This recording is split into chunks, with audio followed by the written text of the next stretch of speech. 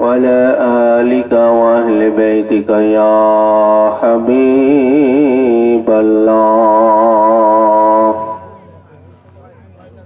وخصوصا على سيدنا غوث الأعظم أمين المكين رؤوف الرحيم فأعوذ بالله من الشيطان الرجيم بسم الله الرحمن الرحيم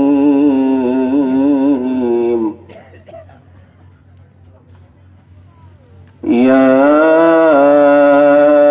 أيها الذين آمنوا استجيبوا لله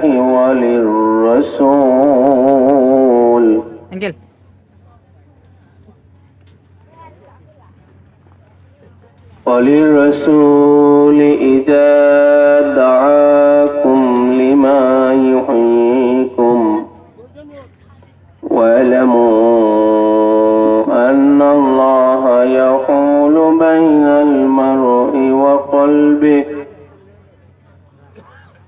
وأنه إليه تحشرون صدق الله العلي العظيم وصدق رسوله النبي الحبيب الكريم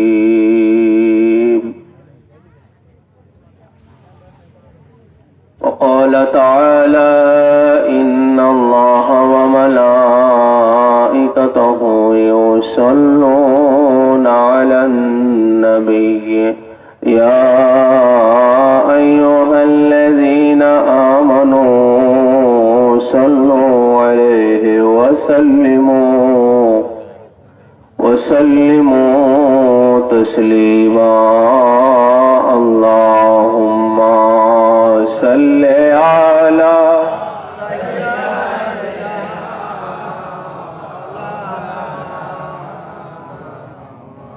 وعلى آل سيدنا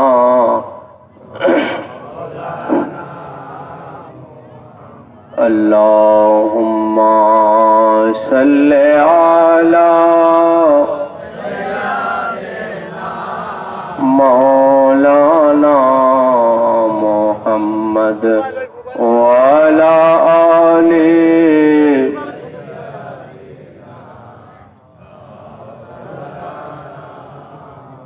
اللهم صل على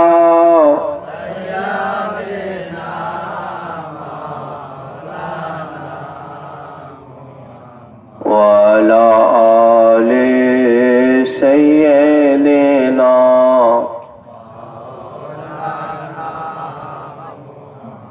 मुअज्जज़ हज़रीन व सामीन इकराम आशिक़ान व मुहिब्बान अहले बैत मुस्तफ़ा व जदरान शुहदाए करबला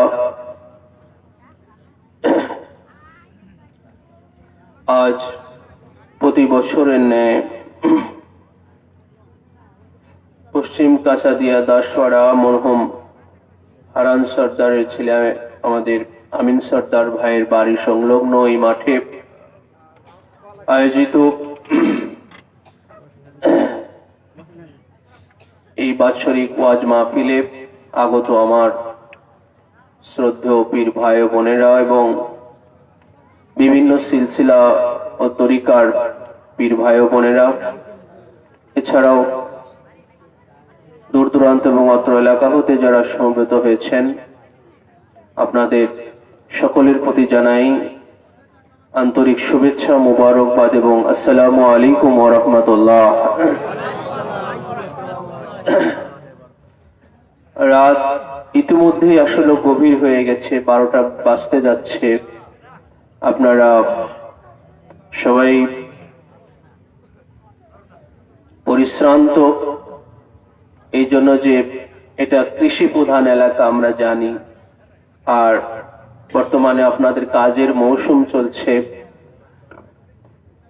এখানে এখনো আপনারা এত সামিন একরাম আপনারা জাগ্রত অবস্থায় বসে আসেন, মাশাআল্লাহ। পর্দার আড়ালে মা ও বোনেরাও আছেন অনেক। আপনারা প্রত্যেকেই পরিশ্রমী, সারাদিন হয়তো খেটেছেন, আবার রাত জাগনা হচ্ছে, আবার কালকে আপনারা মাঠে কাজ করবেন।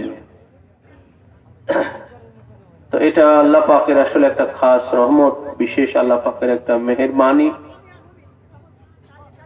নতুবা আপনারা এই মাহফিল আজকে আয়োজিত না হলে আপনারা এতক্ষণ আরাম ফরমাতেন বাড়িতে, আপনাদের বিশ্রাম, আরাম এবং ঘুমের মধ্যে আসলে এই সময়টা কাটতো। কিন্তু এই মাহফিলের খাতিরে আপনারা এই আরামটাকে ত্যাগ করে শ্রদ্ধা, ভক্তি, ইশকের সহিত আপনারা এখানে বসে আছেন। এটা আপনাদের প্রতি আসলে কৃতজ্ঞতা জানানোর ব্যাপার। তো আমাদের একটা নির্দিষ্ট শিডিউল আছে, সেটা বেশি সময় নিয়ে না, আমরা নির্দিষ্ট শিডিউলের মধ্যে আমরা আমাদের মাহফিলের কার্যক্রম অর্থাৎ কিয়াম মুনাজাত দিয়ে শেষ করবো ইনশাল্লাহ। তো আপনাদের সামনে আমি মুক্তাছার যে বিষয়ের উপরে আলোচনা রাখতে চাই, এই বিষয়ের উপর আমি এই জায়গাতে আলোচনা করি নাই, অন্য কোথাও হয়তো করেছি। বিষয়টা একটা বিশেষ একটা বিষয়, বিশেষ একটা মওজু।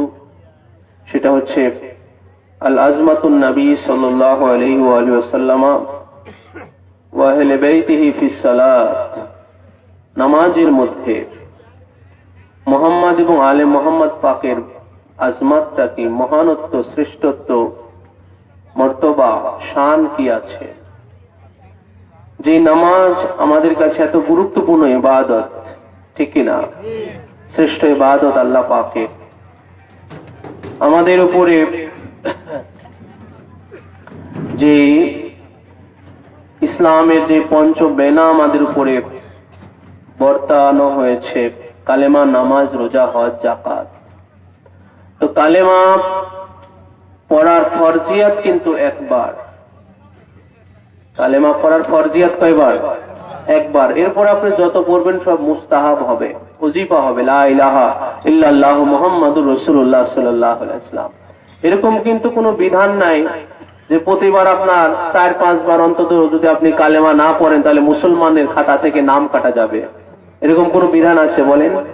প্রতিদিন 5 বার কিংবা 10 বার কালেমা পড়তেই হবে, ফরজ। এরকম কি আছে ভাই বলেন?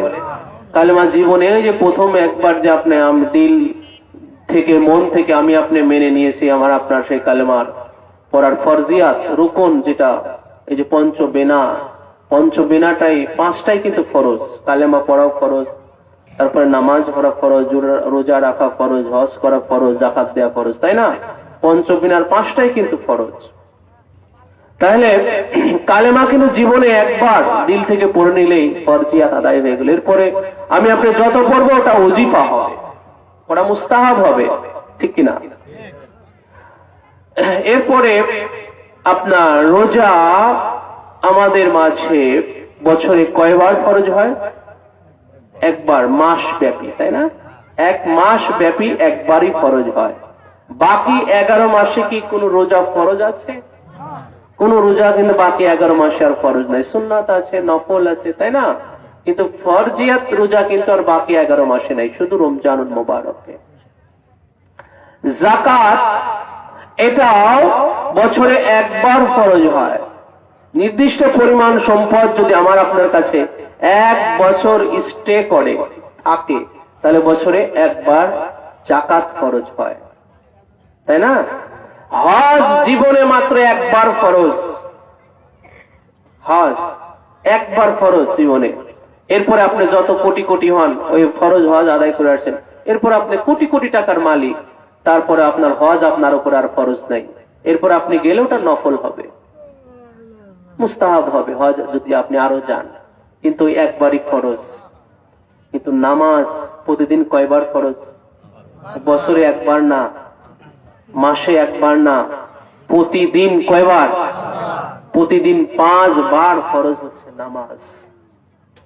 এই জন্য তো আমরা বলি যে নামাজ শ্রেষ্ঠ ইবাদত, ঠিক না বলেন?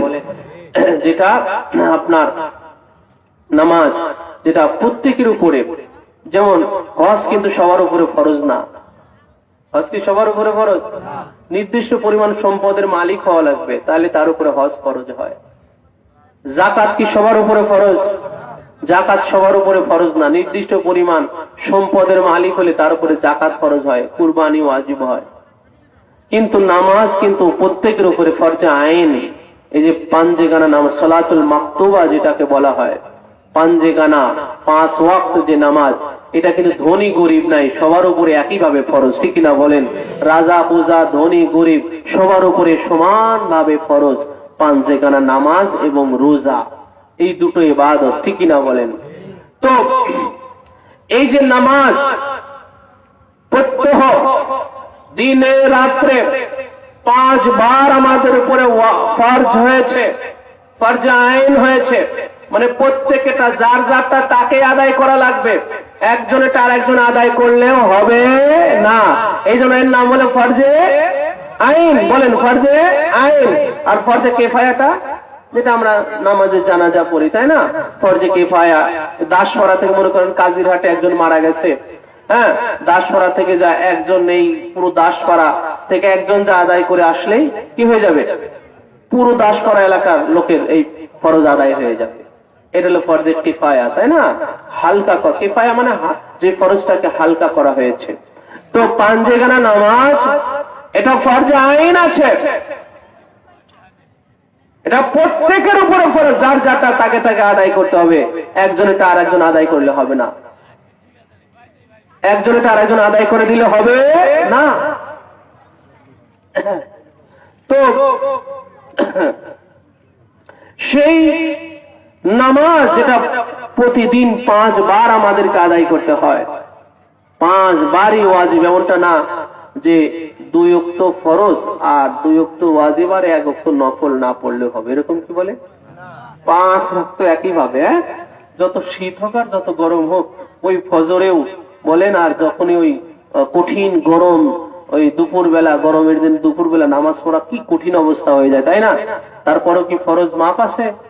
তারপরেও ফরজ, তারপরেও ফরজ। এত কোন শীতের ভিতরে ফজরে ওঠা কত কঠিন, ঠান্ডা পানি দিয়ে উজু করা, তারপর কি এমন যে আছে যে ইস এই শীত, এত শীতের ভিতরে উজু করা কষ্ট, শীতের ভিতরে ফজরের নামাজ পড়া নফল না পড়লেও, এমন কি আছে? বলে যে শীতের জন্য ফজরের নামাজ শীতের দিনে নফল করা হয়েছে, ফরজিয়াত তুলে দেওয়া হয়েছে, এমন কি আছে? বলেন। তারপর ওই ফরজই আছে।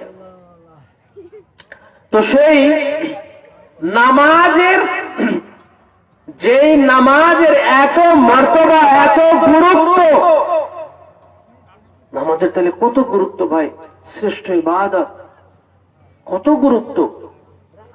সেই নামাজের থেকেও যদি মুহাম্মদ এবং আলে মুহাম্মদ শ্রেষ্ঠ হয়, নামাজের চেয়েও যদি মুহাম্মদ এবং আলে মুহাম্মদ গুরুত্বপূর্ণ হয় আমাদের কাছে, কাদের কাছে বলেন? আমাদের কাছে, মুসলমানদের কাছে, নামাজিদের কাছে। নামাজি, আমরা যারা নামাজি, আল্লাহ কি নামাজি ভাই? আল্লাহ কি নামাজি? আল্লাহ কিন্তু নামাজি না। নামাজি মানে নামাজ পড়নেওয়ালা, মুসল্লি যাদেরকে বলে। আল্লাহ কি মুসল্লি? বলেন আল্লাহ কি মুসল্লি? আল্লাহ কি হাজি? আল্লাহ কি কারি? না, আল্লাহ হাজি না, আল্লাহ মুসল্লি না, আল্লাহ হজ করেন না, আল্লাহ নামাজ পড়েন না, বরং আমরা হলাম মুসল্লি, আমরাই আল্লাহর সালাত আমরা আদায় করি, ঠিক কিনা বলেন? আমরা হলাম হাজি, আমরা আল্লাহর হজ আদায় করি। তো এই নামাজ থেকেও মুহাম্মদ এবং আলে মুহাম্মদ কিভাবে শ্রেষ্ঠ আছে, যেই নামাজ ছাড়া আমাদের কোন উপায় নাই। আমরা বলি কি বলি না? বলি কি বলি না? বলেন যে যাই করো আর তাই করো, হ্যাঁ, নামাজ ছাড়া কোনো উপায় নাই, এটা বলা হয় কি হয় না? আপনারা শোনেন না নাকি? আমরা তো শুনি এগুলো, আপনারা শোনেন না? যাই করো আর যেখানেই যাও আর যাই করো, নামাজ ছাড়া কোনো উপায় নেই, এগুলো বলা হয় কি হয় না? যাক, ভালো কথা, নামাজের গুরুত্ব আমরা শুনি, অসুবিধা নাই তো, আমরা তো এই কথার বিরুদ্ধে করতেছি না, ঠিক কিনা বলেন? আমরা তো এই কথাকে অমান্য করছি না, আমরা বিরুদ্ধও করছি না, এই কথা আমরা শুনতেছি, আমরা নিচ্ছি কথা যে নামাজ ছাড়া কোনো উপায় নাই, নামাজ পড়তে হবে, জেনেই যাওয়ার যাই করো। হ্যাঁ, নামাজ ছাড়া কোনো উপায় নাই, নামাজ পড়তেই হবে। ভালো কথা, নামাজ তো পড়তেই হবে, সেটা তো আমরাও বলতেছি, ফরজ আইন আছে, তাই না? আমাদের পীর মুর্শিদ তো সেটাই বলতেছেন নামাজ পড়ার জন্য। বলেন কি বলেন না? বায়াত করার সময় আমাদের পীর মুর্শিদ নামাজের কথা বলেন কিনা ভাই? নামাজের কথা, পহেলা নামাজের কথা বলেন। নামাজ পড়েগা, রোজা রাখেগা, পিতা মাতার খেদমত করতে বলেন, করেন, বলেন কি বলেন না? আমাদের পীর মুর্শিদ বায়াত করার সময় আগে নামাজের কথা বলেন, পহেলা নামাজের কথা বলেন। তাহলে ভাই, যেই নামাজের এত গুরুত্ব, যেই নামাজ এত গুরুত্ব, যেই নামাজ সারা কোনো উপায় নাই, আমরা এটা শুনতেছি, যেই নামাজ সারা কোনো উপায় নাই, সেই নামাজের থেকে যারা শ্রেষ্ঠ ভাই, ওই নামাজ থেকে আবার যারা শ্রেষ্ঠ, বলে নামাজ যাদের কাছে ঠেকি হয়ে যায়। ঠেকি হওয়া বোঝেন না? ঠেকি হওয়া, ঠেকি হওয়া বোঝেন না? আপনারা গ্রামের মানুষ তো, ঠেকি হওয়া তো ভালো বোঝার কথা। কি ঠেকি হওয়া কি বলেন তো একজন? হ্যাঁ, কি ঠেকি করে? ঠেকি মানে আটকায়া দেওয়া। ঠেকি মানে কি করা হয়? এই আপনাদের থেকে কথা হবে, ঠেকি মানে আটকায়া দেওয়া হয়, আটকায়া যায়। ঠেকি মানে কি করা? কাউকে আটকায়া দেওয়া। আটকায়া, কেউ আটকে যাওয়া বা কাউকে আটকায়া দেওয়া, এটা হলো ঠেকি করা, ঠিক কিনা বলেন? ঠেকি হয়ে যাওয়া। তো ভাই, যেই নামাজ ছাড়া কোনো উপায় নাই, সেই নামাজও যাদের জন্য ঠেকি হয়ে যায়, তো তারা ছাড়া কি উপায় হবে? আমার কথাটা কি বুঝতে পারলেন? আমি কিন্তু এখনো কোরআন পাকের এবং হাদিস শরীফের আমার এই যে মাউজু, আমার যে বিষয়টা, এই বিষয়টা তো ভাই আমি নিজে থেকে শুধু বলে চলে যাব না আপনাদের এখানে। আমি তো কোরআন পাকের আয়াত পাক, হাদিস পাক সব নিয়ে এখানে বসেছি, সব বলে এখান থেকে না উঠবো, তাই না? দলিল দিয়ে না এখান থেকে, দলিল ছাড়াতে এখান থেকে আমি উঠবো না, দলিল দিয়েই তো আমি উঠবো, সেটা তো নিয়েই বসেছি আমি। তা আমি যেটা পহেলা বলতে চাইতেছি, যে যেই নামাজ ছাড়া কোনো উপায় নাই, সেই নামাজও যাদের কাছে থেকে যায়, নামাজ যাদের কাছে ঠেকি হয়ে যায়, নামাজ যাদের কাছে কি আটকে যায়, তাহলে তাদের ছাড়া কি কোনো উপায় হবে? তাদের ছাড়া কি আরো উপায় হবে বলেন? তাদের ছাড়া তো আরো উপায় নাই। তাদের ছাড়া কি বলেন? আরো উপায় নাই। তাহলে এবারে আসেন যে নামাজ কাদের কাছে ঠেকি আছে, নামাজও কাদের কাছে গিয়ে আটকে যায়। এইবারে আসেন, পহেলা আমরা কোরআনে যাই। কোথায় যাই? কোরআন পাকে সূরা আল আনফাল, সূরা আল আনফাল মানে সূরা আনফাল আর কি। সূরা আনফাল আয়াত নম্বর 24। আয়াত নম্বর কত?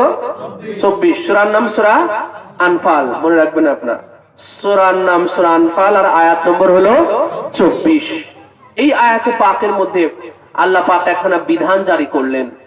আল্লাহ এবং তার হাবিব জনাবে মুহাম্মদুর রাসূলুল্লাহ সাল্লাল্লাহু আলাইহি ওয়াসাল্লামের শানে একখানা বিধান জারি করলেন। কি বিধান?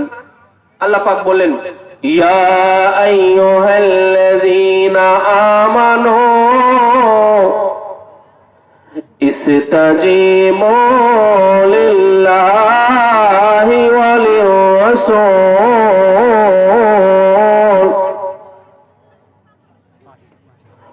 লির-রাসূল ইযা দাআকুম লিমা ইউহয়িকুম। আল্লাহ পাক ঈমানদারদেরকে ডাক দিলেন। কাদেরকে? ঈমানদাররা। নামাজ পড়ে কারা? ঈমানদাররা নামাজ পড়ে না? যে ঈমান আনে নাই সে কি নামাজ পড়ে? যে বলে না আশহাদু আল্লা ইলাহা ইল্লাল্লাহু ওয়াহদাহু লা শারীকা লাহু ওয়া আশহাদু আন্না মুহাম্মাদান আবদুহু ওয়া রাসূলুহু, যে পড়ে না লা ইলাহা ইল্লাল্লাহু মুহাম্মাদুর রাসূলুল্লাহ সাল্লাল্লাহু আলাইহি ওয়া সাল্লাম, সে কি নামাজ পড়ে ভাই? নামাজ কেউ পড়লে তারা এগুলোই পড়ছে, ঠিক না বলেন? ঈমান এনেছে তাই তো তারা নামাজ পড়ে। আল্লাহ পাক ঈমানদারদেরকে ডেকে বলতেছেন, ইয়া আইয়ুহাল্লাযীনা আমানু, হে ঈমানদারেরা, ঈমানওয়ালা, হে ঈমান আনলে ওয়ালারা, ইস্তাজিবু, তোমরা সাড়া দাও, লিল্লাহি ওয়া লিররাসূলি, আল্লাহ এবং আল্লাহর রাসূলের জন্য তোমরা সাড়া দাও। ইযা দাআকুম, যখনই তোমাদের ডাকা হয়, যখনই তোমাদেরকে ডাকা হলো, সাথে সাথে তোমরা আল্লাহ এবং আল্লাহর রাসূলের তোমরা ডাকে সাড়া দাও। অর্থাৎ যখনই আল্লাহ এবং আল্লাহর রাসূল তোমাদেরকে ডাকলেন, তোমরা সাথে সাথে সেই ডাকের সাড়া দাও। তো ভাই, আল্লাহ কোন বান্দারে সরাসরি ডাকছে? বলেন, যখন কোরআন পাক যখন নাজিল হইতেছে, কোরআন পাক যখন নাজিল হচ্ছিল, রাসূলুল্লাহ সাল্লাল্লাহু আলাইহি ওয়াসাল্লাম পর্যন্ত কোন একখানা আয়াতে পাকের মধ্যে এরকম আছে যে আল্লাহ অমুক সাহাবীকে ডাকছে? কেউ শুনছেন আপনারা কখনো যে আল্লাহ পাক অমুক সাহাবীকে ডাক দিবেন? কোরআন পাকে এরকম কোন আয়াত আছে? বলেন, কোন আয়াত নাই যে আল্লাহ পাক অমুক সাহাবীর নাম ধরে ডাকছেন। সবাইকে একসাথে ডাকছেন যে ইয়া আইয়ুহাল্লাযীনা আমানু, হে ঈমানদারেরা। কিন্তু খাস করে কাউকে ডাকছে? বলেন, হে অমুক, হে অমুক, হে অমুক, এইভাবে আল্লাহ পাক কাউকে ডেকে আয়াত পাক নাজিল করছে? যেমন আমাদের নবীকে আল্লাহ পাক ডাক দিয়েছেন ইয়া আইয়ুহান নবী, হে আমার নবী, ইয়া আইয়ুহার রাসূল, হে রাসূল, ইয়া আইয়ুহাল মুযাম্মিল, ইয়া আইয়ুহাল মুদ্দাসসির। আল্লাহ পাক আমাদের নবীকে সরাসরি ডাইরেক্ট আল্লাহ পাক ডাক দিয়েছেন। কিন্তু এইভাবে কোন সাহাবীকে আল্লাহ পাক ডেকেছেন? আল্লাহ পাক এইভাবে কোন সাহাবীকে ডাকেন নাই। তো এই জন্য আল্লাহ পাক ডাকেন নাই, ডেকেছেন কোন সাহাবীকে সরাসরি নাম ধরে ডেকেছেন কে? আল্লাহ রাসূল। কে ডেকেছেন? রাসূলুল্লাহ অনুসারী সাহাবীদের নাম ধরে ডেকেছেন, হে অমুক, হে অমুক, হে অমুক। এইভাবে বিভিন্ন প্রয়োজনে আল্লাহ রাসূল ডেকেছেন।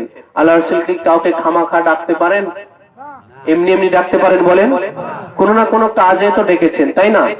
কোন কোন কাজে ডেকেছেন, কোন কোন প্রয়োজনে আল্লাহ রাসূল ডেকেছেন, তাই না? তো এই জন্য আল্লাহ পাক কুরআন পাকের মধ্যে বিধান জারি করে দিলেন যে যখনই আল্লাহ এবং আল্লাহ রাসূল থেকে তোমাদের কোনো ডাক পড়ে, সাথে সাথে তোমরা সেই ডাকের সাড়া দিবে। সুবহানাল্লাহ। তো আল্লাহ পাক আমরা বাস্তবে পেলাম যে আল্লাহ পাক কখনো কোন সাহাবীর নাম ধরে ডাইরেক্ট সরাসরি নির্দিষ্ট করে কাউকে আল্লাহ পাক কখনো ডাকেন নাই। ডেকেছেন রাসূলুল্লাহ, ডেকেছেন হে অমুক বলে ডাক দিয়েছেন, হে অমুক বলে ডাক দিয়েছেন। তো আল্লাহ রাসূল যখন কোন সাহাবীকে আল্লাহর রাসূল সরাসরি ডাক দিয়ে দেন, অথচ আল্লাহ পাক বললেন যে ইজা দাআকুম লিল্লাহি ওয়া লিররাসূলি, তোমরা আল্লাহ এবং আল্লাহর রাসূলের ডাকে সাড়া দাও। কিন্তু আল্লাহ পাক কখনোই এত হাজার হাজার আয়াতে পাকের মধ্যে আমরা একটা আয়াতও পেলাম না যে আল্লাহ পাক কোন সাহাবীকে ডাইরেক্ট নাম ধরে রেখেছেন। কিন্তু রাসূলুল্লাহ ডাইরেক্ট বিভিন্ন সাহাবীদের নাম ধরে রেখেছেন। তার মানে কোরআন প্রমাণ করে দিচ্ছে যখনই স্বয়ং রাসূলুল্লাহ যখন কোন সাহাবীকে ডাইরেক্ট নাম ধরে ডাক দেন, এই ডাকটাই আল্লাহর ডাক হয়ে যায়।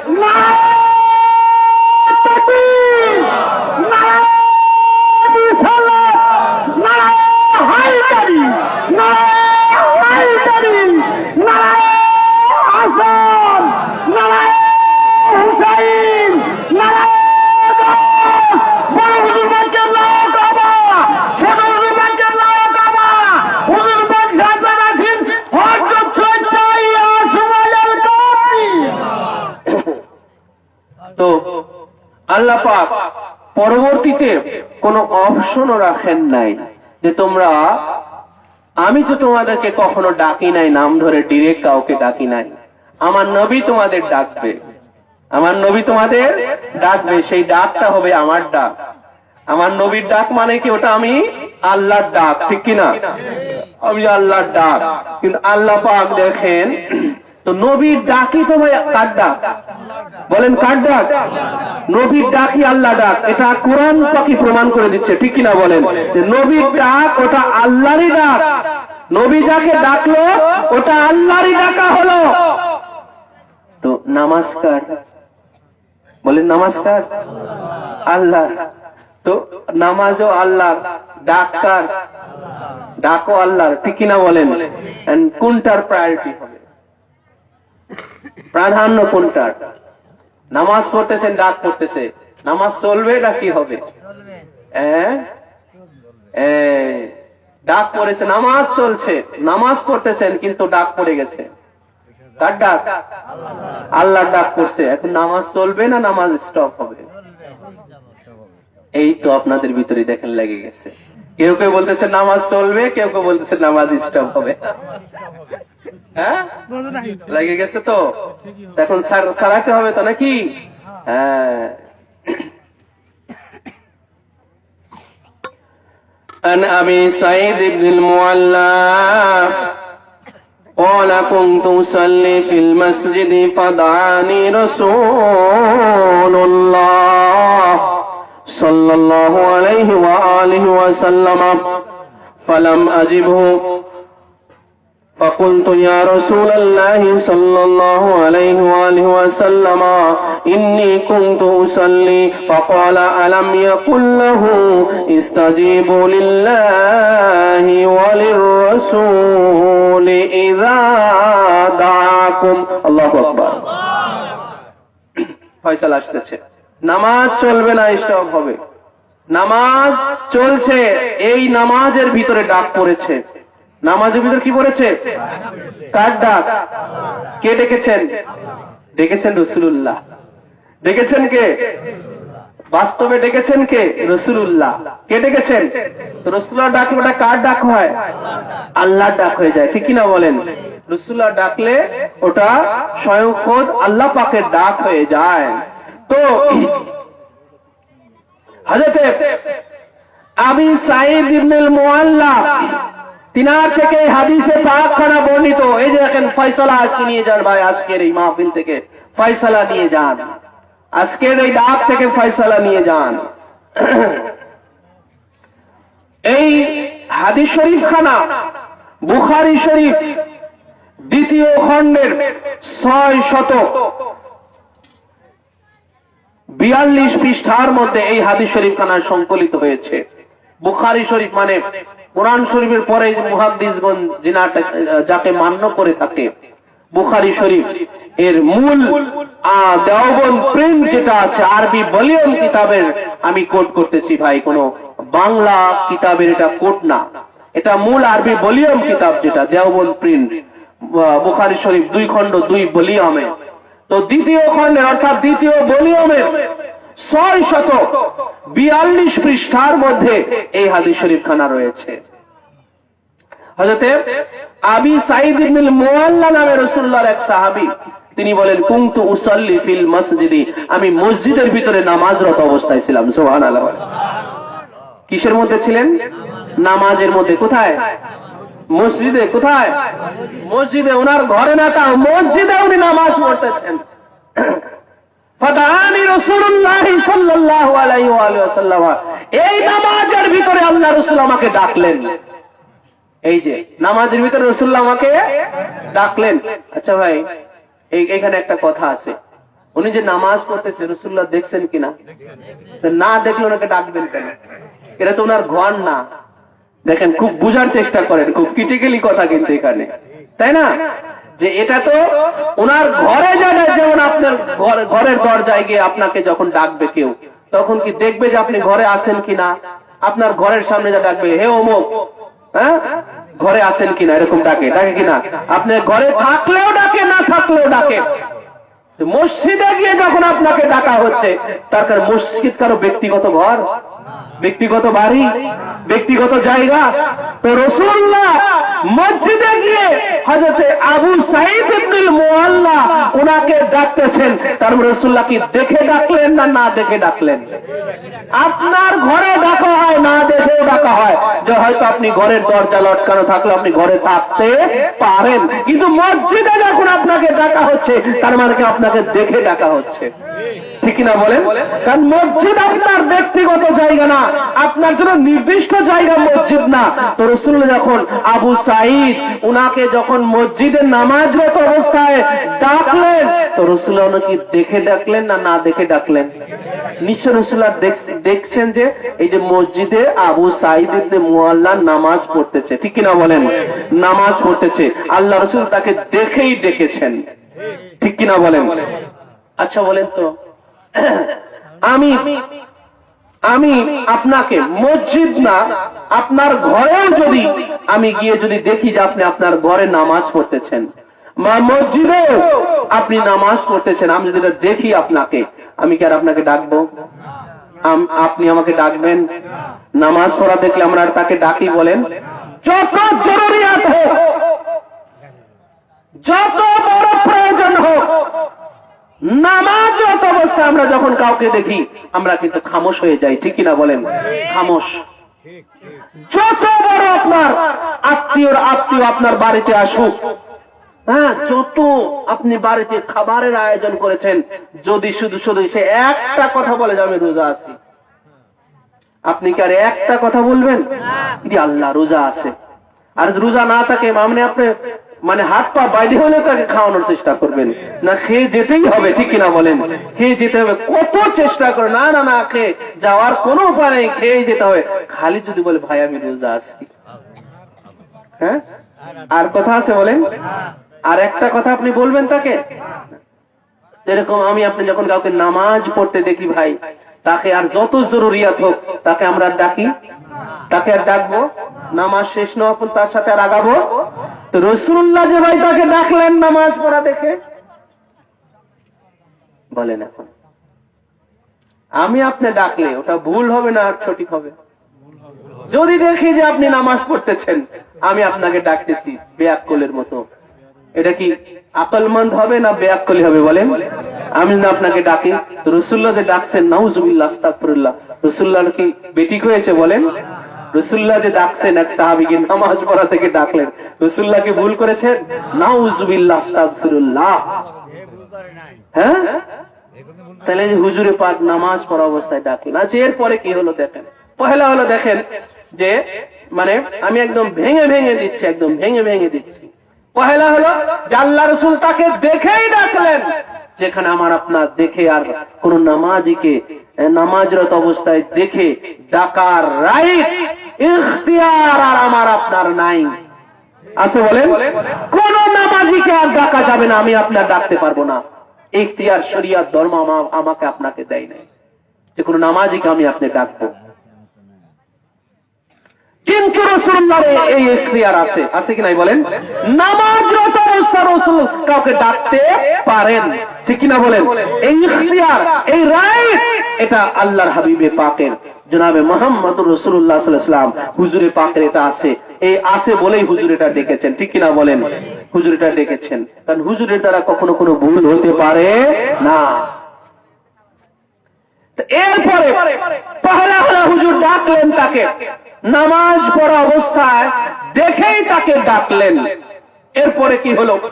এরপরে যেটা হলো, ওই সাহাবী যিনি নামাজ পড়তেছেন উনি নিজেই ওটা বলতেছেন, যে এরপরে নিজেই উনি বলতেছেন যে ফালাম আজিব হু, হুজুর তো আমাকে ডেকেছেন কিন্তু আমি ডাকের সাড়া দিলাম না, আমি ডাকের সাড়া দিলাম না। হুজুর নামাজ পড়তেছে, আমি তো নামাজে আছি, হুজুর যতই ডাকুক আমি তো নামাজে আছি। উনি ডাকের সাড়া দিলেন না, উনি নিজেই বলতেছেন যে আমি রাসূলুল্লাহ ডাকে সাড়া দিলাম না।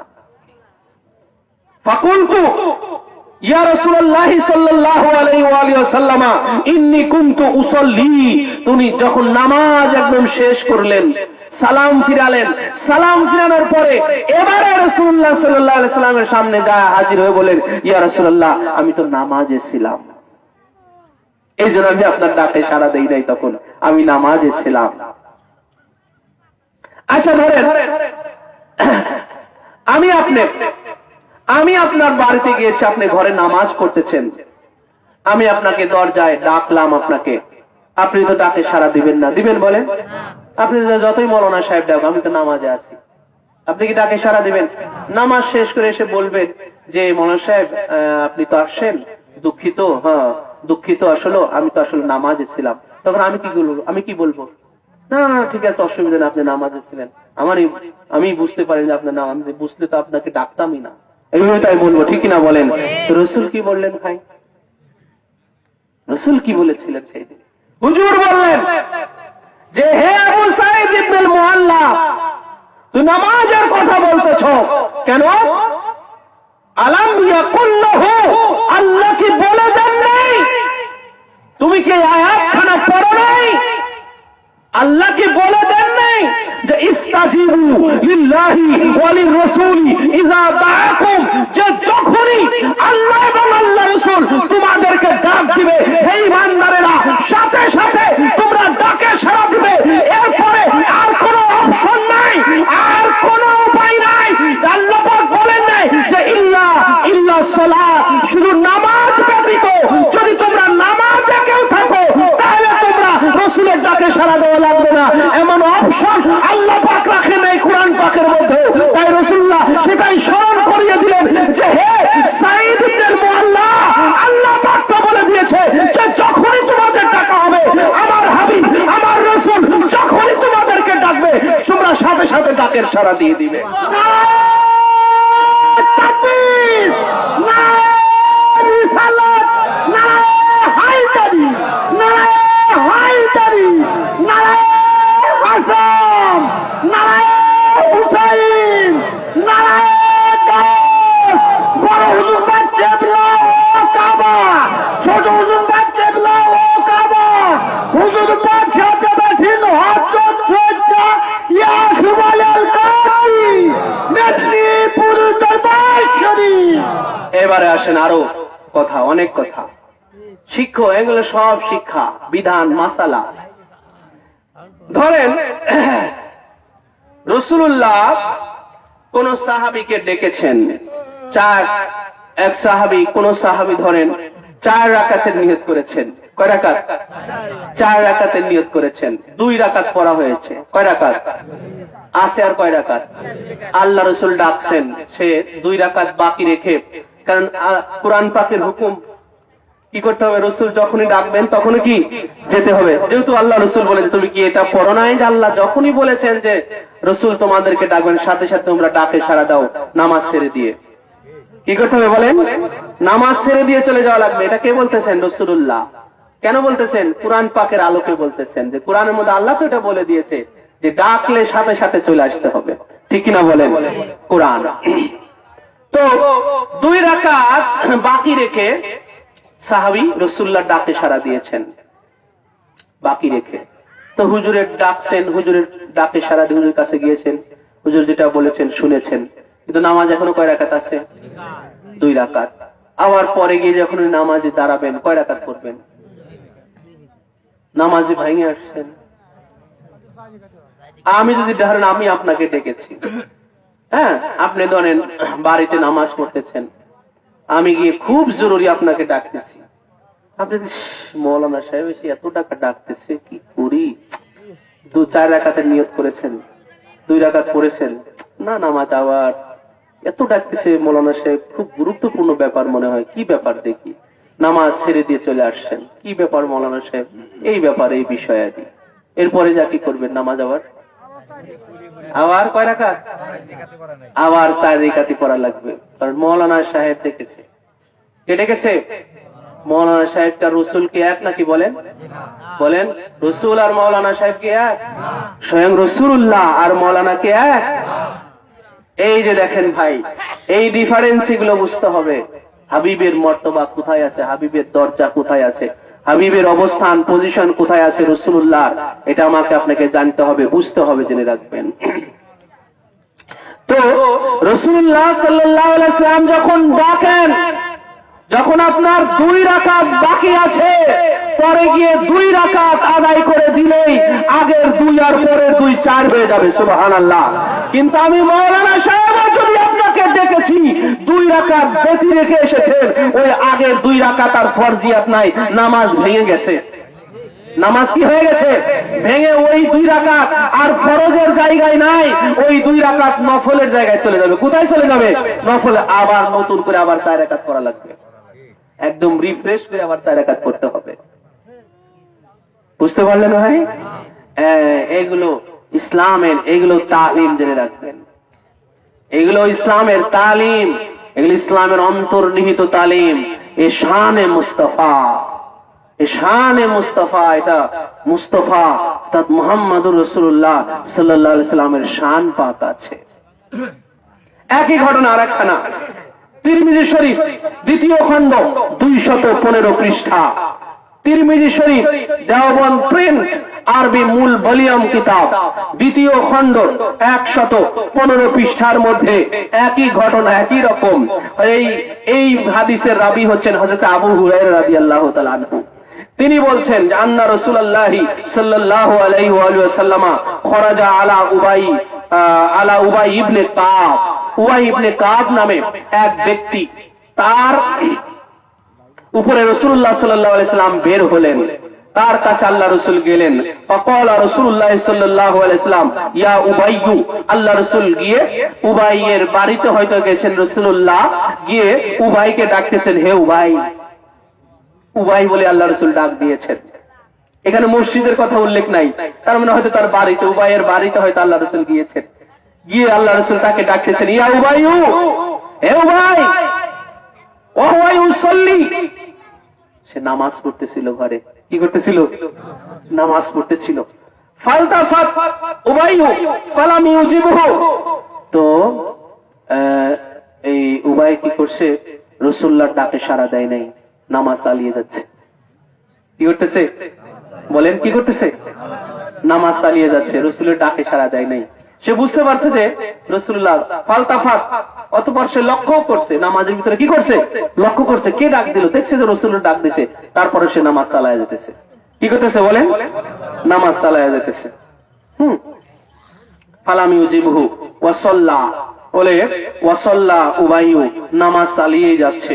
ফাখাফাফা, যখন সে নামাজ শেষ করলো, সুম্মান সরাফা ইলা রাসূলিল্লাহি সাল্লাল্লাহু আলাইহি ওয়াসাল্লাম, নামাজ শেষ করে এবার রাসূলুল্লাহর কাছে আসলেন।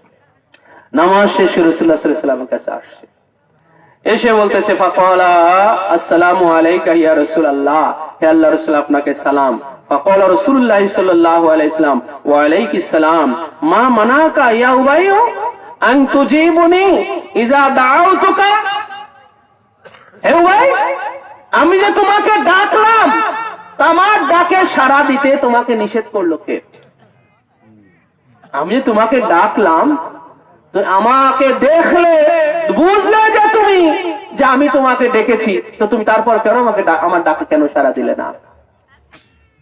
তোমাকে নিষেধ করলো কে? আমার ডাকে সাড়া দিতে তোমাকে নিষেধ করলো কে? তখন উবাই বলল যে ফাকালা ইয়া রাসূলুল্লাহ সাল্লাল্লাহু আলাইহি ওয়া সাল্লাম ইন্নী কুনতু ফি সালাত, আমি নামাজে ছিলাম। ওই যে আমি আগেই থেকে গল্পটা বললাম, তাই না, যে রাসূলুল্লাহ এটা শুনলেন যে সে কি ছিল? নামাজে ছিল। তখন ক্বালা আফালাম তাজিদ ফীমা আওহাল্লাহু ইলাইয়া। হে উবাই, তুমি কি এটা পাও নাই? তুমি কি এই আয়াত পাকখানা পাও নাই?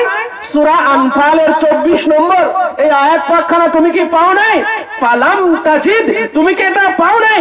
ফীমা আওহাল্লাহু ইলাইয়া, আল্লাহ পাক আমার উপরে আল্লাহ পাক যেটা অবতীর্ণ করেছেন, যে ওহী নাযিল করে দিয়েছেন, যে হে ইমানদারেরা, তোমাদেরকে ডাকা মাত্র আল্লাহ রাসূলের ডাকে তোমরা সাড়া দিয়ে দিবে। তুমি কি এটা পাও নাই? তোমার কাছে কি এটা পৌঁছায় নাই? তুমি কি আজও ওহিটা তুমি পাইলে না? এই আয়াত পাকখানা তুমি আজও পাও নাই? যে আল্লাহ পাক এটা বলে দিয়েছেন যে তোমরা সাথে সাথে সাড়া দিবে, ডাকে সাড়া দিবে। আল্লাহ রাসূল ওখানে দেখেন সেই একই কথা পেশ করলেন না, যে তার মানে তার উচিত কি ছিল? রাসূল ডাকা মাত্র নামাজ ছেড়ে দিয়ে চলে আসা। কেন? নামাজ ভঙ্গ হবে না। কারণ নামাজ যখন ভঙ্গ হয়ে যায়, আগের রাকাত গুলো বাদ হয়ে যায়। এক কথায় নামাজ যখন ভঙ্গ হয় তখন কি হয় বলেন? আগের রাকাত গুলো বাদ হয়ে যায়, নতুন করে আবার পড়তে হয়। কিন্তু রাসূলের ডাকে ভাই নামাজ ছেড়ে দিয়ে গেলে নামাজ কি ভঙ্গ হয়? এই যে দেখেন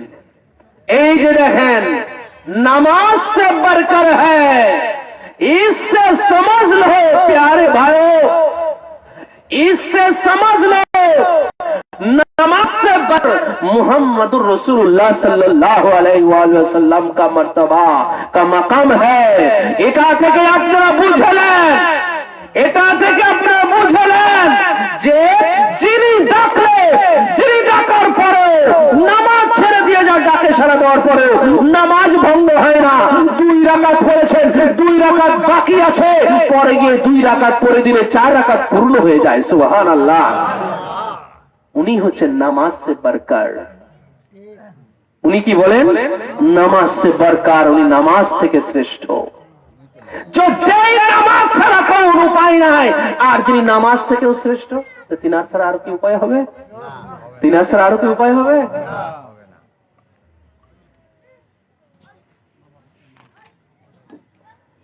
আমরা ভাই মিষ্টির পুটলা পেয়ে বড় অস্থির, কিন্তু মিষ্টির পুটলা কে আনলো তার খবর নাই, ঠিক না বলেন? মেহমান মিষ্টির পুটলা নিয়ে আসছেন বাড়িতে, মিষ্টির পুটলাটা নিয়ে খুব ব্যতিব্যস্ত। মেহমান যে কোথায় বসবে, কি খাওয়াবে, কি একটু আদর যত্ন আপ্যায়ন করবে, তার কোনো খবর নাই। যার থেকে ভাই রাসূলুল্লাহ তো আরশে মুআল্লা থেকে আগত এই দুনিয়ার মেহমান। আমি কারেক্ট? আমি কি ঠিক বললাম? হুজুর ছিলেন কোথায়? কোথায় ছিলেন? আল্লাহ পাক বলেন এই কোরআন পাকের মধ্যে, قد جاءكم من الله نور وكتاب مبين। আরে দুনিয়াবাসী, তোমাদের কাছে একটা নূর আসলো আল্লাহ হতে। সুবহানাল্লাহ। কোথা হতে আসলো ভাই? আল্লাহ। আল্লাহ হতে। আল্লাহর ঠিকানা কোথায়? আল্লাহ শরীয়তের ঠিকানা কোথায়? আরশে মুআল্লা, তাই না? আল্লাহ সর্বত্র বিরাজমান, সর্বত্র বিরাজমান। আল্লাহ আরশেও আছে, জমিনেও আছে, আসমানেও আছে, জমিনেও আছে। আছে কিনা? কেউ বলতে পারবে আল্লাহ শুধু জমিনে আছে আসমানে নাই? শুধু আসমানে আছে জমিনে নাই? কেউ বলতে পারবে? বলেন। শুধু আরশে মুআল্লা আল্লাহর ঠিকানা, আরশে মুআল্লাই আছে, আল্লাহর আসমান জমিনের খবর আল্লাহর কাছে নাই। এরকম কি আছে? এরকম কি বলেন? নাকি আল্লাহ সর্বত্র বিরাজমান? সর্বোচ্চ আল্লাহ পাক বিরাজমান, কিন্তু আল্লাহর ওই শরিয়াতের ঠিকানা আরশে মুআল্লা। আল্লাহ হতে রাসূল আমাদের মাঝে আসলেন, ঠিক কিনা বলেন? আল্লাহ হতে আমাদের মাঝে আসলেন। তাহলে রাসূলুল্লাহ আল্লাহর যদি ভাই আসল শরিয়াতের ঠিকানা আরশে মুআল্লা হয়, তো আল্লাহ হতে যিনি আসলেন, তো উনিও কোথায় ছিলেন? কোথায় ছিলেন বলেন? ওখানেই তো ছিলেন, ঠিক কিনা? ওখানে তো দুনিয়াতে কয়েকদিনের জন্য আসছিলেন, এই মানবের সুরাত ধারণ করে, ঠিক কিনা? এই বাশারের সুরাত ধারণ করে ওই খোদা তাআলা হতে ওই নূর মোবারক ভাই আসছিলেন এই দুনিয়ার জগতে, তাই তো নাকি? তো সেই রাসূলুল্লাহ সাল্লাল্লাহু আলাইহি ওয়া সাল্লামের মর্তবা তো হুজুরে পাক আসলেন বলেই তো নামাজ আসলো, নাকি নামাজ আগে আসছে? বলেন না, আপনারা একটু জবাব দেন। নামাজ কি আগে আসছে নাকি নূর আগে আসছে? নূর নবী আগে আসছে না নামাজ আগে আসছে? নূর নবী আগে আসছে না রোজা আগে আসছে? নূর নবী আগে না হজ যাকাত আগে? কোনটা বলেন না আপনার ভাই? একটু বলেন না সবাই, জবাব দিজিয়ে ভাই, জবাব দিজিয়ে। নূর নবী আগে আসছেন না? তো নামাজ রোজা হজ যাকাত ভাই এইগুলো কি নূর নবীকে নিয়ে আসে, না নূর নবী নামাজ রোজা হজ যাকাত নিয়ে আসে? কোনটা? মেহমান মিষ্টি নিয়ে আসে না মিষ্টি মেহমানদের নিয়ে আসে? কোনটা?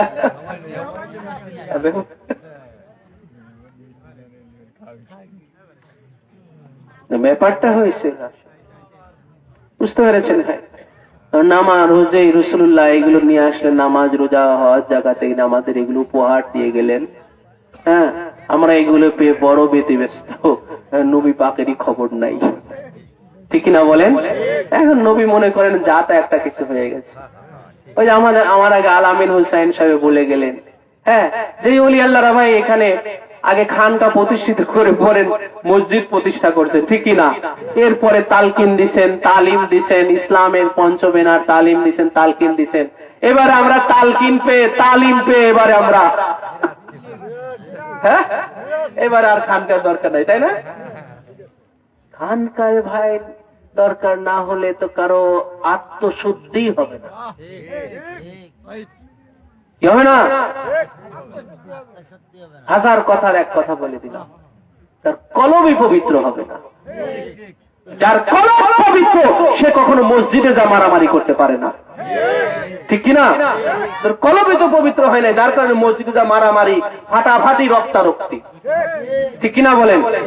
খালি জুতা নাকি জুতার বাক্স দিয়ে পরে মারামারি, মাথা মুখে ফাটায় ফেলা, মানে বিশ্রী অবস্থা, ঠিক কিনা বলেন? এগুলো আমরা বানিয়ে বলতেছি না, ঘটে যাওয়া ঘটনা ঘটছে, ঠিক কিনা বলেন? কেন? তারা ওই যে কোনো খানকায় কোন অলিয়া মুর্শিদার দ্বারস্থ হয় নাই, কোন অভিভাবক ধরে নাই, ঠিক কিনা বলেন? কলবটাকে পবিত্র করতে পারে নাই আজও, বুঝতে পারছেন? কলবটাকে আজও পবিত্র করতে পারে নাই। তো ভাই, রাসূলুল্লাহকে, রাসূলুল্লাহ থেকে, রাসূলুল্লাহর খাতিরে এইগুলো পেয়ে এত ব্যতিব্যস্ত হওয়ার কিছু নাই। রাসূলুল্লাহকে তুচ্ছ তাচ্ছিল্য ভুলে গিয়ে, ঠিক কিনা বলেন? এইগুলো কোনো কাজে আসবে না যদি রাসূলুল্লাহকে তুচ্ছ তাচ্ছিল্য করা হয়, ঠিক কিনা বলেন? হ্যাঁ, এখন নামাজ, রোজা, হজ, যাকাত এগুলোই এখন আমাদের কাছে মুখ্য বিষয়, একেবারে সবচেয়ে বড় হয়ে গেছে। এবার রাসূলুল্লাহ হয়ে গেছে আমাদের বড় ভাইয়ের মতো, নাউযুবিল্লাহ, আস্তাগফিরুল্লাহ, ঠিক কিনা বলেন? এবার রাসূলুল্লাহ হয়ে গেছে আমাদের মতোই, আর নামাজ ছাড়া আমাদের কোনো উপায় নাই, ঠিক কিনা বলেন? রোজা ছাড়া আমাদের উপায় নাই। আর হজ তো হয়ে গেছে এই মোল্লা মৌলবীদের কাছে মানে ব্যবসার একটা রমরমা ব্যাপার হয়ে গেছে, ঠিক কিনা বলেন? এই হজ আর উমরা এটাকে তো এই মোল্লারা মানে ব্যবসার একটা বড় একটা হাতিয়ার বানায় নিছে, ঠিক কিনা বলেন? কিসের মক্কা মদিনা, খালি মাল মাল আর মাল কামানো, ঠিক কিনা বলেন?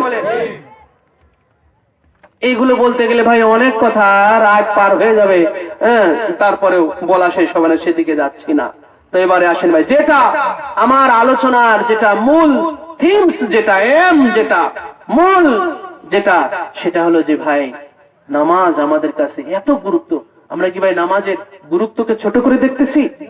কিন্তু নামাজ থেকে যারা গুরুত্ব, সেটাও কেউ মাথায় উপরে রাখতে হবে, ঠিক কিনা বলেন? তাহলে নামাজটা ঠিক থাকবে, তাহলে কি নামাজ ঠিক থাকবে, নইলে যাবে নামাজ গোল্লায়, নামে কি যাবে বলেন? এত কষ্টের নামাজ, এই এত শীতের মধ্যে এত কষ্ট করে নামাজ, এই কনকনে শীতের ভিতরে উঠে ঠান্ডা পানি ওযু করে নামাজ পড়াটা কষ্ট না বলেন? আল্লাহর ইবাদত কষ্ট না? তো এত কষ্টের নামাজ যদি গোল্লায় যায় তাহলে কি সার্থক হলো? নামাজটা তো ঠিক রাখা লাগবে, ঠিক কিনা বলেন? হ্যাঁ, নামাজ ঠিক রাখতে হবে। এবারে আসে, ঠিক রাখতে হলে কোন তরিকায় যাওয়া লাগে, কোন পথে যাইতে হবে?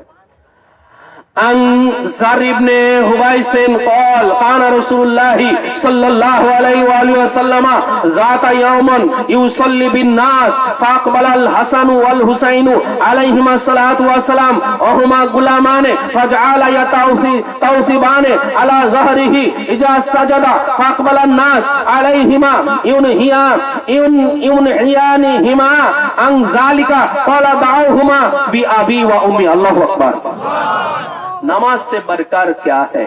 नमाज से बढ़कर कौन है? নামাজ से बढ़कर कौन है?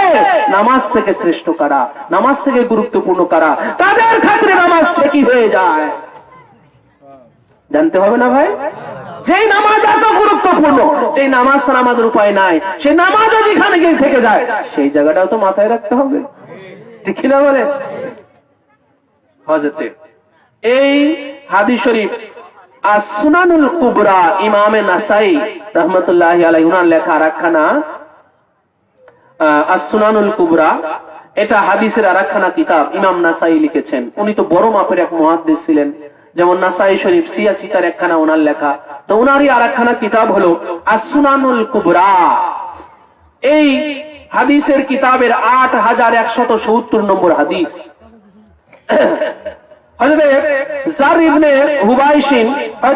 ইবনে হুবাইশিন থেকে এই হাদিস শরীফখানা বর্ণিত, কল তিনি বলেন কানা রাসূলুল্লাহ সাল্লাল্লাহু আলাইহি ওয়া আলিহি ওয়াসাল্লাম যাতা ইয়াউমিন ইউসাল্লি বিন নাস, আল্লাহ রাসূল একদিন এই সাহাবায়ে কিরামদেরকে নিয়ে জামাতে আল্লাহ রাসূল ইমামতি করতেছেন, নামাজ পড়াইতেছেন। ইউসাল্লি মানে নামাজ পড়াইতেছেন আল্লাহ রাসূল, বিন নাস মানুষদেরকে নিয়ে নামাজ পড়াইতেছেন, হুজুর ইমামতি করতেছেন। فأقبل الحسن والحسين وهما غلامان, ইতিমধ্যে ইমাম হাসান এবং ইমাম হুসাইন ওনারা যখন শিশু ছোট অবস্থায় ছিলেন, এই সময় এই দুই শাহজাদা পাক রাসূলুল্লাহর কাছে চলে আসছে, হুজুরে পাকের কাছে চলে আসছে।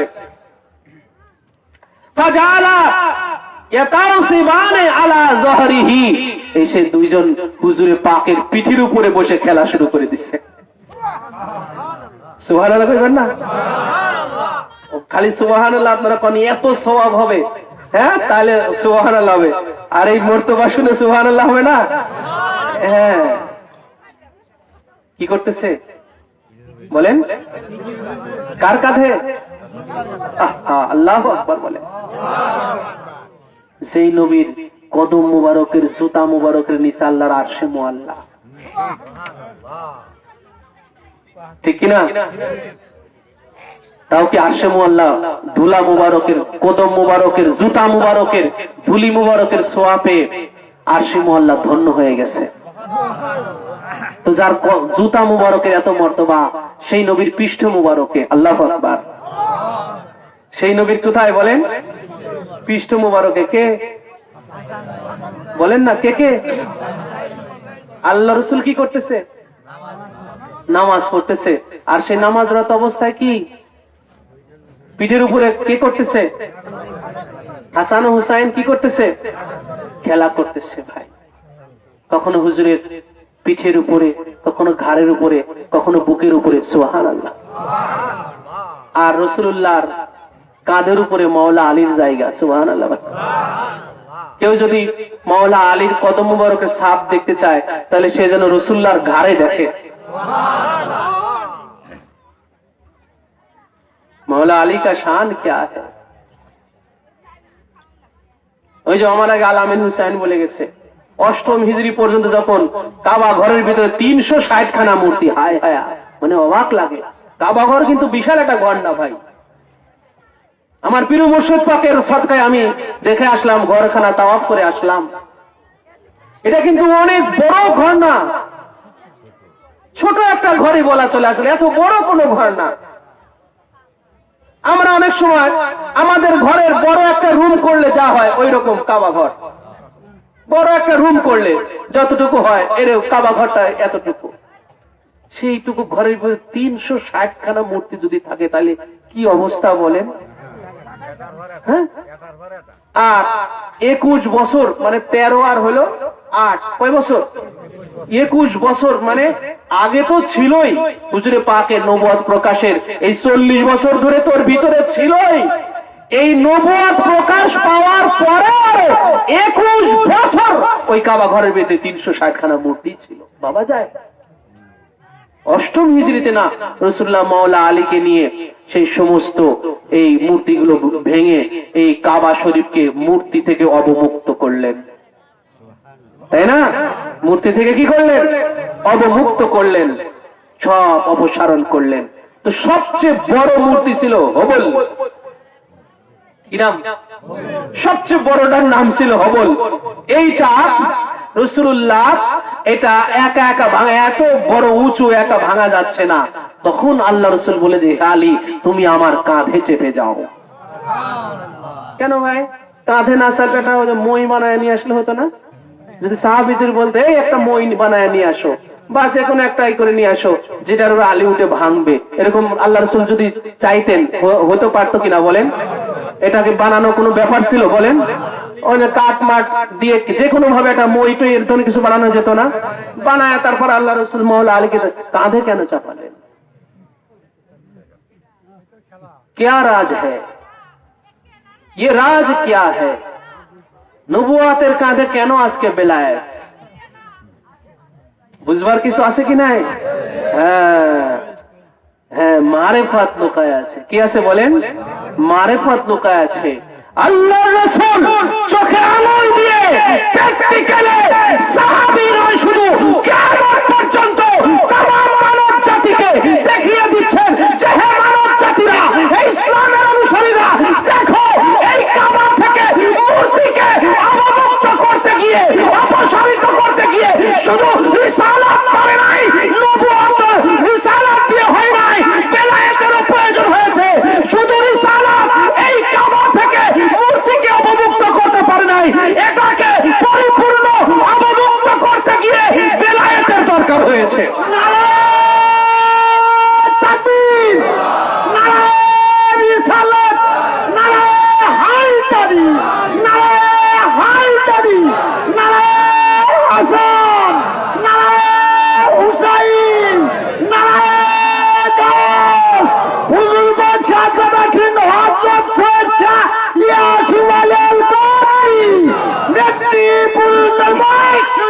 বেলায়েত ছাড়া ওই কাবা শরীফ মূর্তি থেকে অবমুক্ত হতে পারে নাই। এই যে আল্লাহ রাসূল রিসালাতের কাঁধে বেলায়েতকে তুলে দিলেন। এই জন্য কেউ যদি মওলা আলীর কদমের ছাপ দেখতে চায়, সেটা কোথায় আছে? রাসূলুল্লাহর কাঁধে। রাসূলুল্লাহর কোথায়? কাঁধে। এগুলো হলো মারিফাত, এগুলো হলো হাকিকত, ঠিক কিনা বলেন? আর শরীয়ত যে মওলা আলী রাসূলুল্লাহর কাঁধে উঠে ভেঙে ফেলছে, এটা হলো শরীয়ত, তাই না? তো রাসূল পাক সাল্লাল্লাহু আলাইহি ওয়াসাল্লাম নামাজে তো ইমাম পাক হুজুরের পৃষ্ঠে কি করেন? খেলা করেন। ফাখবারান নাস ইযা সাজাদা, আল্লাহ রাসূল যখন সিজদায় গিয়েছেন, তো ইমাম পাক পিঠে চেপে এবারে খেলা করতেছেন। ফাখবারান নাস, মানুষ আগায় আসছে। কেউ কি করছে বলেন? আগায় আসছে। কিসের জন্য? হ্যাঁ, ফাখবারান নাস আলাইহিমা ইউনহিয়ানিহিমা আন যালিকা। এই যে অনেক সময় দেখবেন যে আমরা যখন ঘরে নামাজে যাই, আমাদের যদি ছোট্ট বাচ্চা থাকে, হ্যাঁ, কোনো বাবার যদি ছোট বাচ্চা থাকে, ছেলে থাকে, মেয়ে থাকে, কোন দাদার যদি ছোট ছোট নাতি থাকে কিনা, নামাজে গেলে অনেক সময় আপনাদের ঘাড়ে চাপে কিনা? আপনাদের নাতিরা ঘাড়ে চাপে কিনা? হ্যাঁ, এরপর কোলের ভিতরে এসে বসে কিনা? নামাজের সময় বসে কিনা বলে? তো ওই সময় আশপাশে যারা থাকে তারা কি করে? আস্তে করে আপনার পিঠে উঠলে পিঠ থেকে নামায় নেয়, ঠিক কিনা বলেন? পিঠ থেকে এসে আস্তে করে নামায় নেয়। কোলের মধ্যে বসলে কোল থেকে কি করে? উঠায় নেয়, যেন আপনি সিজদাতে যে সিজদার সামনে এসে বসে পড়ছে। হয় কি হয় না বলেন? তখন সাইড থেকে এসে অনেকে কি করে? আস্তে করে সরায় নেয়। তো ওই আশপাশ থেকে সাহাবীরা যারা দিশায় আইরে রাসূলুল্লাহ নামাজ পড়তেছে, রাসূলুল্লাহর এই নাতিদয়, ওনারা ছোট বাচ্চা, হয়তো বোঝে নাই, হয়তো রাসূলুল্লাহ পিঠে এসে তো খেলা করতেছে, তা আমরা যাই একটু করি, ওই দুই ইমাম পাককে আমরা কি করি? যা পিঠ থেকে সরায় নিয়ে আসি।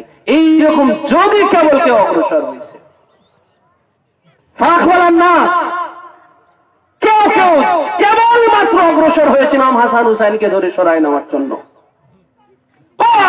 আল্লাহ রাসূল বললেন, ফাদাউহুমা বিআবি ওয়া উম্মি, খবরদার আমার হাসান হুসাইনকে ধরতে শোনা, তাদেরকে ঠেকাতে শোনা।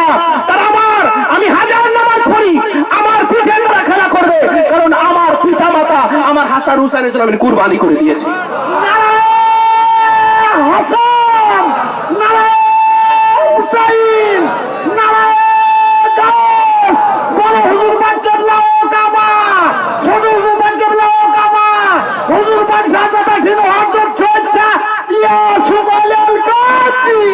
রাসূলুল্লাহর নামাজের কাছে হুজুরের নামাজ আর আমাদের নামাজ, হ্যাঁ বলেন না ভাই?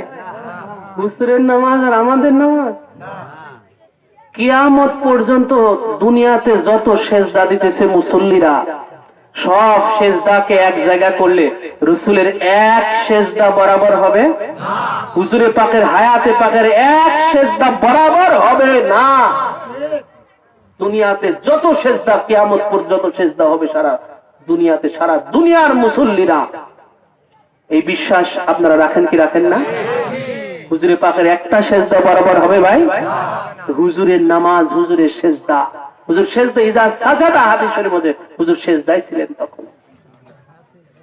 তো হুজুরের সেজদা থেকে ইমাম হাসান হুসাইনের গুরুত্ব কম না বেশি? কে দিলেন গুরুত্বটা? কে দিলেন? হুজুর কি ওই সাহাবীদেরকে ঠেকায় দিছেন কিনা, নাকি সরায় দিতে বলছেন, নাকি তাদের ঠেকায় দিছেন? তার মানে হুজুর প্র্যাকটিক্যালি কি দেখালেন? যে হুজুরের সাজদা সে হুজুরের সাজদা সে, হুজুরের নামাজ সে ইমাম হাসান হুসাইন বরকর है, ঠিক কিনা বলেন? ইমাম হাসান, হুজুরের সেজদা থেকে ইমাম হাসান হুসাইন শ্রেষ্ঠ। এটা তো হুজুর প্র্যাকটিক্যালি দেখায় দিলেন, ঠিক কিনা বলেন? আরো আছে, শুনবেন? ধৈর্য আছে আপনাদের? হ্যাঁ,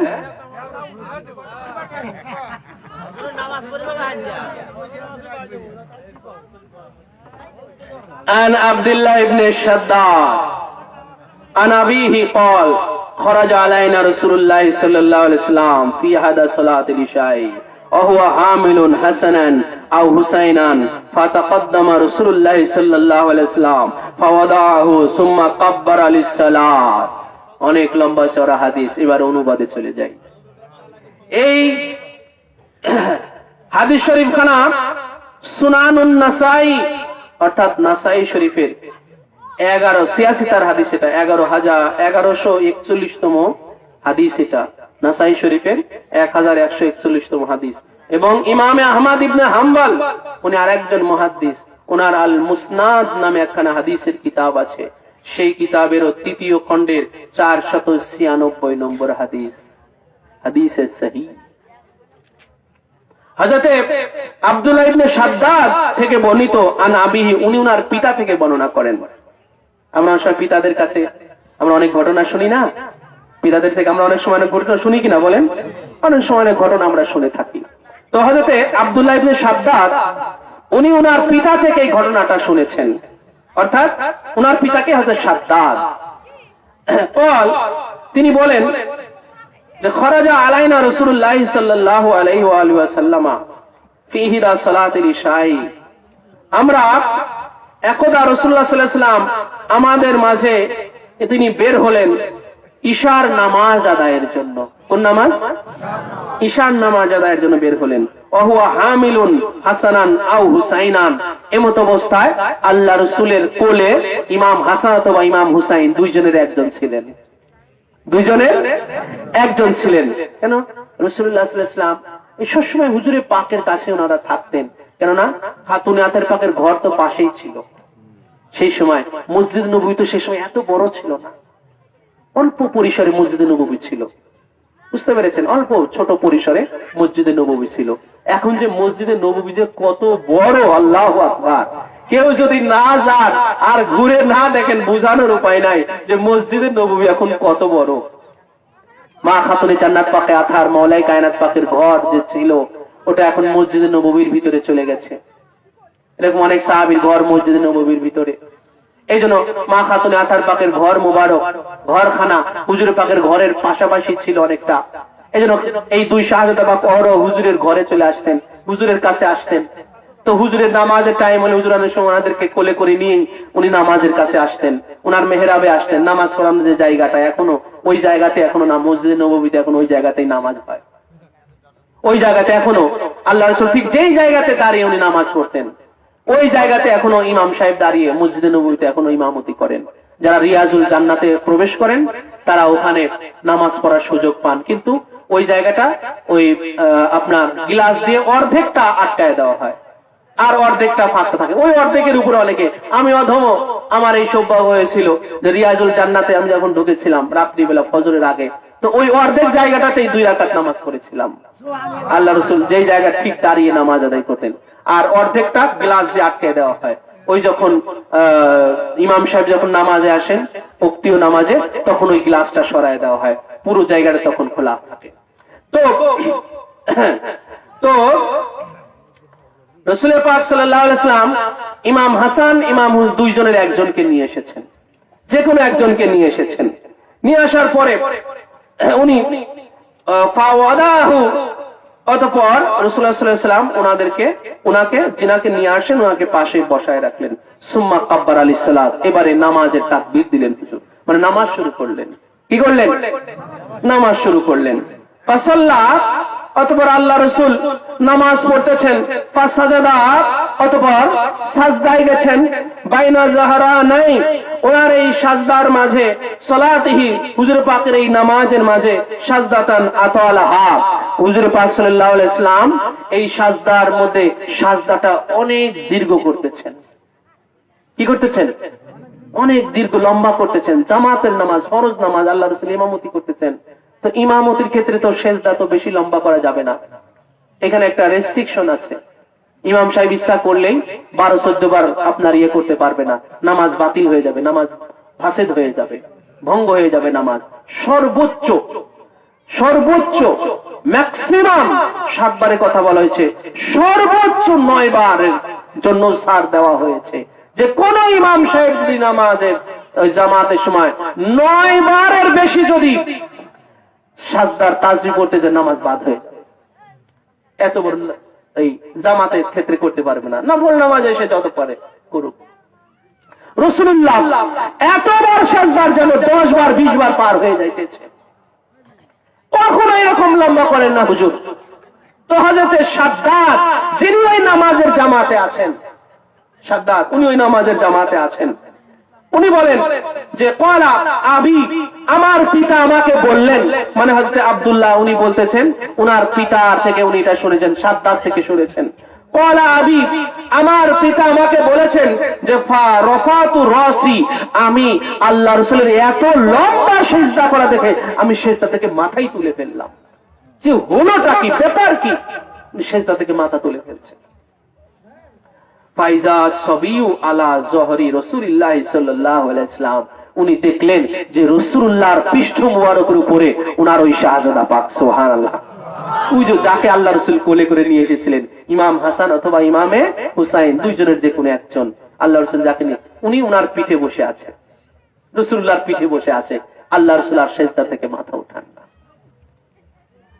ওয়াহুয়া সাজিদুন, এমত অবস্থায় যে আল্লাহ রাসূল সিজদায় আছেন, সিজদা অবস্থা আল্লাহ রাসূলের পিঠের উপরে উনি বসা। ফারাজাতু ইলা সুজুদি, অতঃপর আমি আবার আমার সিজদায় চলে গেলাম। যখন দেখলাম যে আল্লাহ রাসূল সিজদারত অবস্থায় আর ওনার বাচ্চাটা ওনার পিঠের পৃষ্ঠ মুবারকের বসা, আমি আবার সিজদায় চলে গেলাম। এই দৃশ্য দেখে আমি আবার সিজদায় চলে গেলাম। ফালাম্মা কদা রাসূলুল্লাহ সাল্লাল্লাহু আলাইহি ওয়া আলিহি ওয়াসাল্লাম as-সালাতা, যখন আল্লাহ রাসূল নামাজ সম্পূর্ণ করলেন, ওয়ালান নাস, সমস্ত মুসল্লিরা এসে আল্লাহ রাসূলকে বলতে লাগলেন, ইয়া রাসূলুল্লাহ, হে আল্লাহ রাসূল, আন্নাকা সাজাদতা বাইনা যহরানাইন, আপনার এই সিজদার মাঝে আজকে কি হলো, সালাতাকা সাজদাতা আতালতাহা, আজকে কেন ইয়া রাসূলুল্লাহ আপনার সিজদা এত লম্বা করলেন, আপনার সিজদার মাঝে আজ কেন এত লম্বা সময় আপনি নিলেন?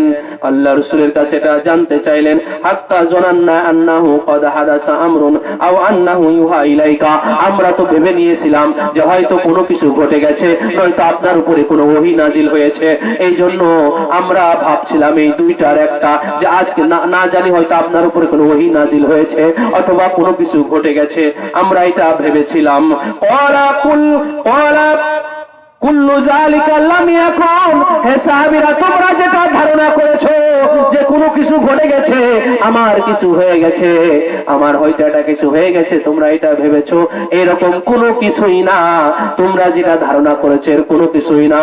ওয়ালাকিন ইবনি ইরতাহালানি ফাকারিতু আন ওয়াআজিলুহু হাত্তা ইয়াকদি হাজাতা।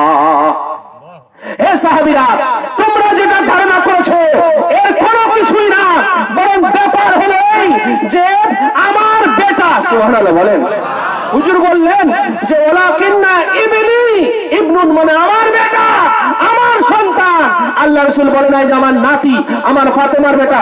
হুজুর ডিরেক্ট বলতেছে যে আমার বেটা আজকে, আমার হাসান অথবা আমার হুসাইন আজকে আমার পিঠে চড়ে বসেছিল, ইরতাহালানি আমার পিঠে আরোহণ করেছিল, ফাকারিতু আমি এটাকে অপছন্দ করেছি যে আমি আমার সিজদা থেকে আমার মাথাকে উঠিয়ে নিব, হাত্তা ইয়াকদি হাজাতাহু, যতক্ষণ না পর্যন্ত আমার পিঠে চড়ার যে খাহেশ আমার এই বেটার ভিতরে জেগেছে যে আজকে আমার পিঠে চড়বে, রাসূলুল্লাহর পিঠে চড়বে, নানা জানের পিঠে চড়বে, আমার এই বেটা যে খাহেশ তার মধ্যে জেগেছে, এই খাহেশ যতক্ষণ না মিটেছে, তার খাহেশ হাজাত যতক্ষণ না মিটেছে, ততক্ষণ পর্যন্ত আমি সিজদা থেকে মাথা উঠানো এটাকে আমি উচিত মনে করি নাই।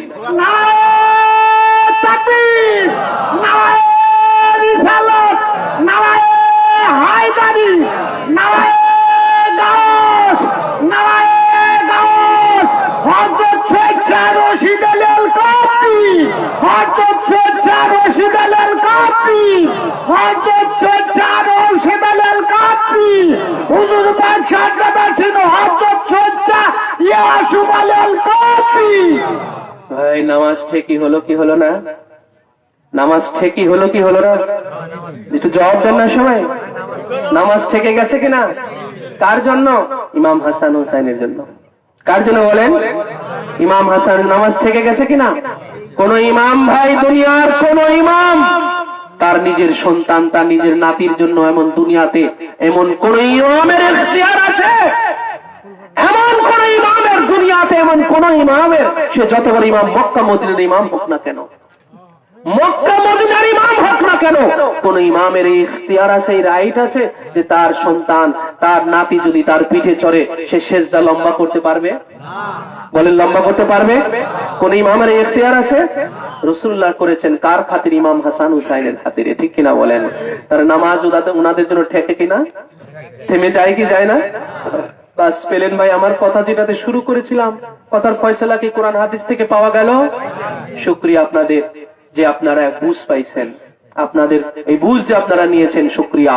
তো ভাই সেই কথা বলে শেষ করছি যে যেই নামাজ ছাড়া আমাদের উপায় নাই, আর সেই নামাজও যাদের জন্য থেকে যায়, সেই নামাজও যাদের জন্য থেমে যায়, ঠিক কিনা বলেন? রাসূলুল্লাহর সেজদাটাও কার সেজদা? আগেই বলেছি, রাসূলুল্লাহর একটা সেজদা বরাবর তামাম উম্মতের সেজদা হবে। সেই সেজদা, সেই রাসূলুল্লাহর সেজদা থেমে গেছে। সেই রাসূলুল্লাহর সেজদা কি থেমে গেছে? তো যাদের জন্য রাসূলুল্লাহর সেজদা থেমে যায়, তো সেই সেজদার যে তাদের গুরুত্ব বেশি কিনা বলেন? বলেন বেশি কিনা? তো ওই নামাজ, যেই নামাজের উপায় নাই, আর সেই নামাজ থেকে যারা বরকার, নামাজ থেকে যারা গুরুত্বপূর্ণ, আল্লাহ এবং আল্লাহ রাসূলের কাছে সুবহানাল্লাহ বলেন। আল্লাহ কি রাসূলুল্লাহকে ভাই এটা কি কাউন্টার দিয়েছেন আল্লাহ পাক? আল্লাহ পাক রাজি আছেন, খুশি আছেন? আল্লাহ রাজি, আল্লাহ খুশি। তো এই জন্য ভাই জেনে রাখবেন যে নামাজ ছাড়া যদি উপায় না হয়, তো এই পাপ পাঞ্জাতন ইনাদের ছাড়া আরো বেশি উপায় নাই আমাদের। ঠিক কিনা বলেন? ইনাদের ছাড়া আরো বেশি উপায় নাই। তো এই জন্য ভাই নামাজের পাবন্দ হন, কিন্তু পাক পাঞ্জাতনকে আরো মাথায় রেখে, ঠিক কিনা বলেন? নামাজের উপর ইনাদের অবস্থান জেনে রাখবেন, ঠিক কিনা? কেন? যে নামাজ ইনাদের জন্য আজ দুনিয়াতে জিন্দা আছে, ঠিক কিনা? নামাজ তো ইসলামের একটা অংশ। নামাজ কি বলেন? ইসলামের একটা অংশ। সেই ইসলামই তো কায়েম আছে, প্রতিষ্ঠিত আছে, পুনর্জীবিত আছে, জিন্দা আছে ইমাম হুসাইন ইসলামের শাহাদাত পাকের সাদকায়। এই জন্য ইনারা বরকার, ইনারা শ্রেষ্ঠ, যে ইবাদত থেকে ইনারা কায়েম না, ইনারা প্রতিষ্ঠিত না। ইবাদতের দ্বারা, নামাজের দ্বারা পাক পাঞ্জাতন প্রতিষ্ঠিত না, পাক পাঞ্জাতন কায়েম না, পাক পাঞ্জাতনের দ্বারা নামাজ প্রতিষ্ঠিত। বুঝতে পারছেন ভাই? ইনাদের ছাড়া নামাজ হয় না, ইনাদের ছাড়া নামাজ হয় না, নামাজ ছাড়া ইনারা হয়ে যায়, ঠিক না বলেন? তাহলে ইনাদের দুরুদ বলে দুরুদ ছাড়া নামাজ হয় না, কিন্তু নামাজ ছাড়াই দুরুদ হয়, ঠিক না বলেন? কিন্তু দুরুদ ছাড়া নামাজ হয় না।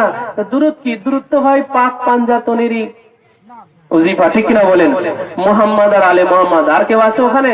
আল্লাহুম্মা সাল্লি আলা মুহাম্মাদি ওয়া আলা আলে মুহাম্মদ, আর কেউ আছে? কোন সাহাবী আছে সেখানে? অনেক দুরুদের মধ্যে সাহাবী আছে, কিন্তু নামাজের মধ্যে আমরা যে দুরুদ পড়ি সেখানে কি সাহাবী আছে? ওখানে কিন্তু শুধু মুহাম্মদ আর আলে মুহাম্মদ, ঠিক কিনা বলেন? ওই যে মুহাম্মদ আর আলে মুহাম্মদ, ওনারা এই নামাজের ভিতরে ভরে নামাজকে স্বয়ং সম্পূর্ণতা দান করেছেন। সুবহানাল্লাহ। আল্লাহ পাক আমাদের এই সহিহ বুঝ মর্তবা আমাদের বুঝ দান করুন। আমাদের ধর্ম কর্ম, আমাদের ইবাদত বন্দেগী সবকিছু পাক পাঞ্জাতনের খাতিরে ওসিলায় ইনাদের শ্রেষ্ঠতম হাতে আল্লাহ পাক কবুল মঞ্জুর করুন। সবাই বলে আমিন। ওয়া মা আলাইনা ইল্লাল